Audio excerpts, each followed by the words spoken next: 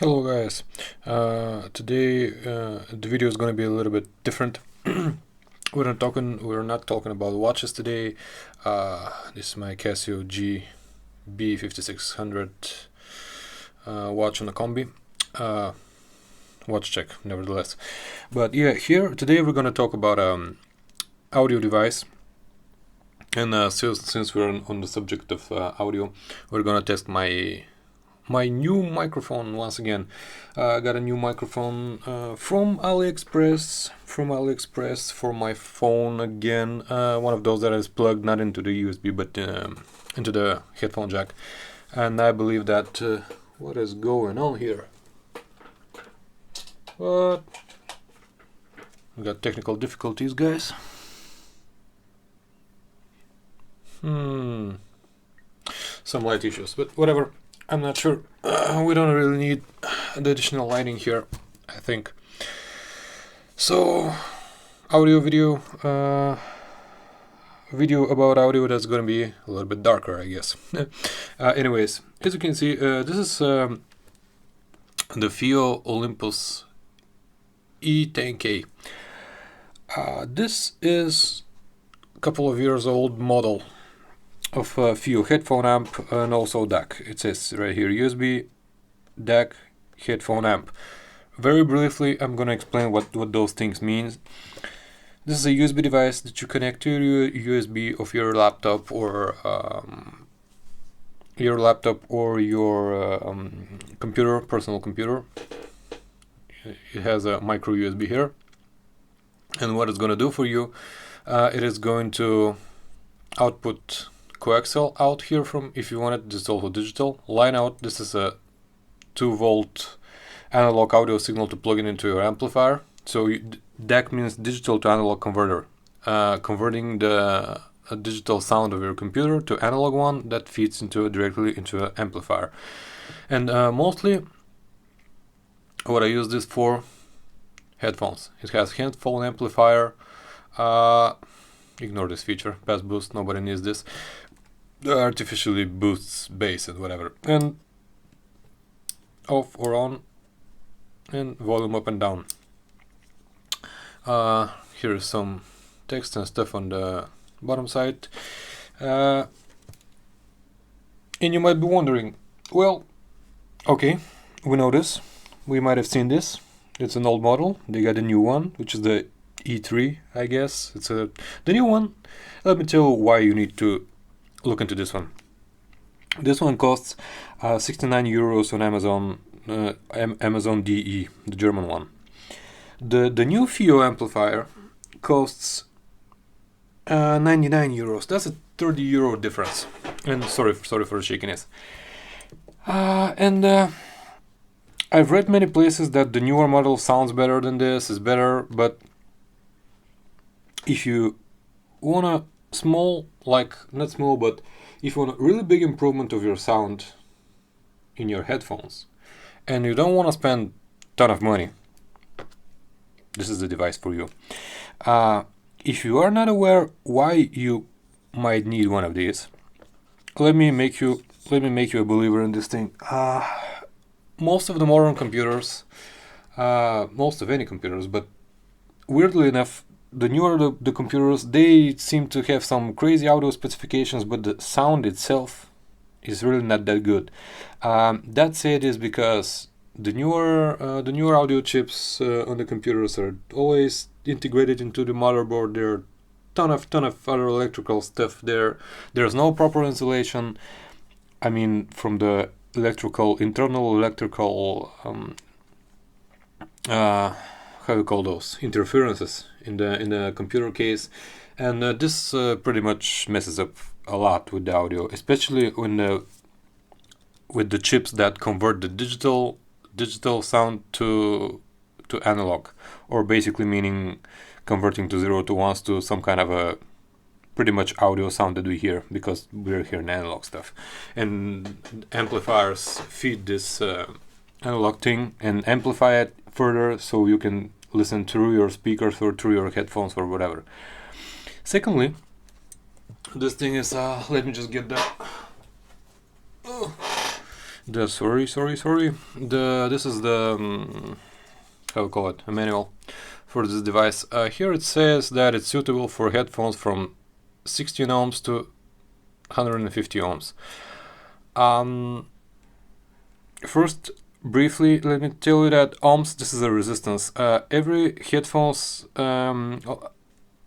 audio device like speaker or headphones are basically, well, the same as speakers, as a type of device. So they have some resistance. Their resistance is, well, I'm trying to explain what resistance is, and I'm not sure I can do that. But actually, we're getting out of topic here.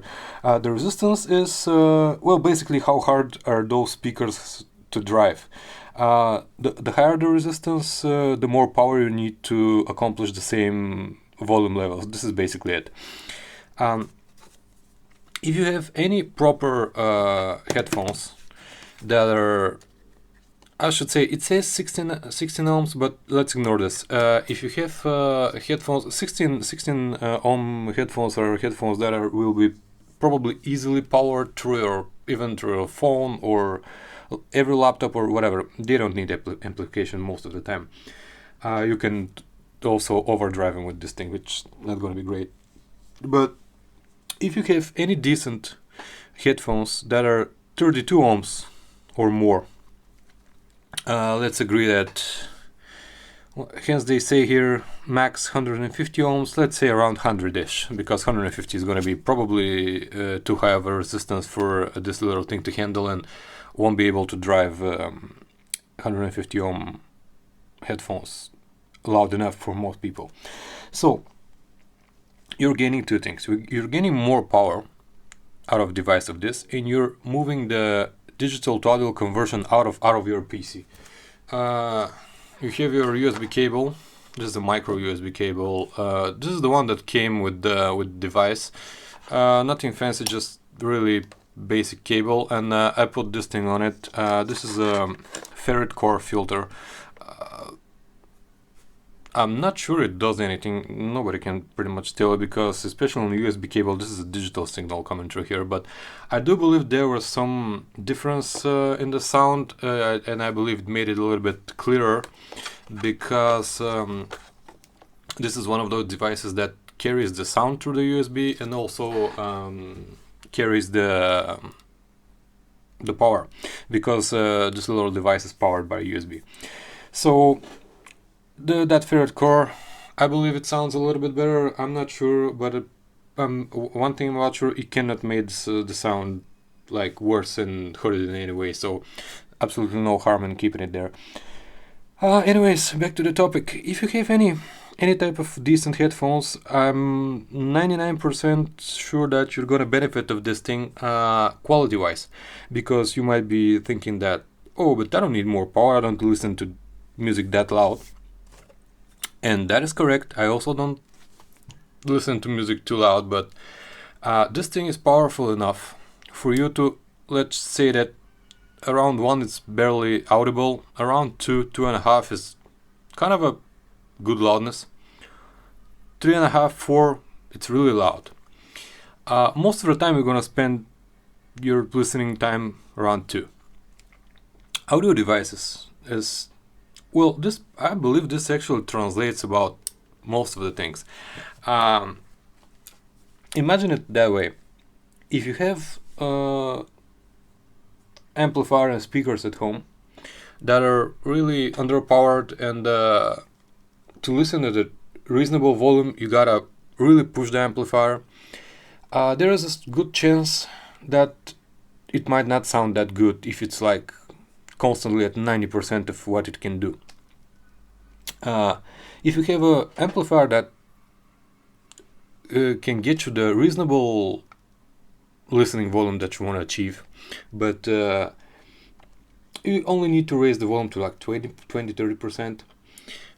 This makes the device itself work in in a state that it's much. Think of it as a state that the device itself is much comfortable in it. Most of the time, if you plug decent like 50-60 ohm headphones into your PC or laptop, you gotta push the volume like to 100% to achieve some good loudness. And those 100%, those are the places where distortion starts to happen. The chip itself might distort. It's not going to be great experience. This is the edge of the what it can do. So basically pushing it to the limit. Like a car, guys. I'm not saying most of the cars have the most of their power at the top of the range, at the top of almost at the rev limiter if you rev it, but it's not going to be comfortable driving it like that all the time. And also, yeah, I mean, imagine driving a car like doing 6,500 RPM constantly, no, just to be usable. Okay, and now imagine a car that has good enough engine, so when you're just cruising, you're like 1500 RPMs and you barely can hear the engine. Much more comfortable, right? So I'm not sure that this logic translates to you, but this is what I'm trying to say. This will get you better audio quality, much headroom if you improve the headphones, if you get fancier headphones, fancier, that's a stupid word, better headphones. And even, let me show you guys, I got here headphones that are, I believe those are 32 or 36 ohm headphones. These are Superlux HD 618 Evo. I got not enough space to show you here, but these are not expensive headphones. These are headphones that cost like $40, and they sound pretty good. For what they are pretty laid back and have a really good low end, actually like a sub bass or something like that, and they are also open air, so they're have a pretty wide sound stage, and they're comfortable, so you can listen to them fairly long time. They will not tire you, neither physically or audio, or neither through audio. But what I'm trying to say is, for example, those Superlux headphones are pretty hard to drive. They have 36, as I said. I'm pretty sure they're 36 ohms, which is not that high as the resistance, but the headphone itself is not that sensitive. Sensitivity is a whole other matter, but basically it's a certain watt of power, if you translate to watts in audio in general, from 1 watt, what type of volume you can get, and those are pretty low in those terms, so they need plenty of power to even get them to a reasonable volume. So this comes in handy. Another things that I have are Audio-Technica's M4DX, really nice headphones. They also sound loud enough from a computer or from my phone, but this makes them sound much clearer, much better. I believe this thing is pretty flat, not much of a coloration of the audio.